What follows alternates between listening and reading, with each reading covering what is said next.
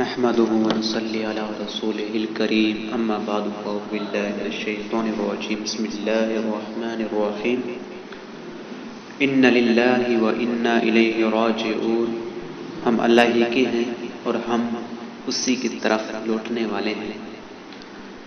اس آیت مبارکہ پر بہت ساری احادیث مبارکہ ہیں اور فضائل بھی ہیں۔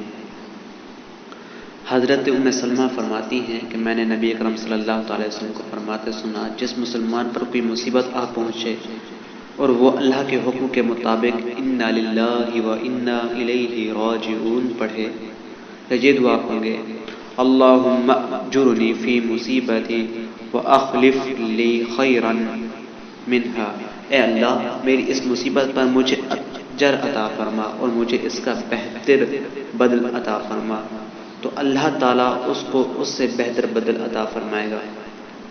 فرماتی ہیں فوت ہو گئے تو میں نے سوچا کہ مسلمانوں میں حضرت ام سلمہ رضی اللہ تعالیٰ عنہ سے بہتر کون ہوگا، وہ تو پہلے گھر والے ہیں جنہوں نے حضور انور صلی اللہ علیہ وسلم کی طرف ہجرت کی۔ بہرحال میں نے یہ دعا کہہ لی، چنانچہ اللہ تعالیٰ نے اس کے بدلے میں مجھے رسول اللہ صلی اللہ علیہ وسلم عطا فرما دیے، جو کہ حضرت ابو سلمہ رضی اللہ تعالیٰ عنہ سے بہتر تھے۔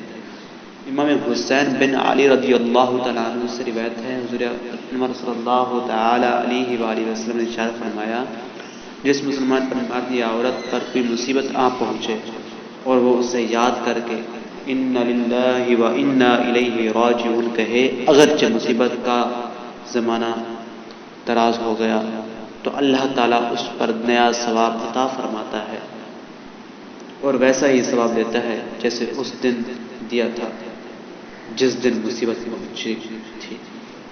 ایک مرتبہ نبی کرم صلی اللہ تعالیٰ علیہ وسلم کا چراغ بجھ گیا تو آپ نے فرمایا انا للہ و انا الیہ راجعون۔ عرض کی گئی کیا یہ بھی مصیبت ہے؟ فرمایا حضور اکرم صلی اللہ تعالیٰ علیہ وسلم نے فرمایا جی ہاں یہ بھی مصیبت ہے۔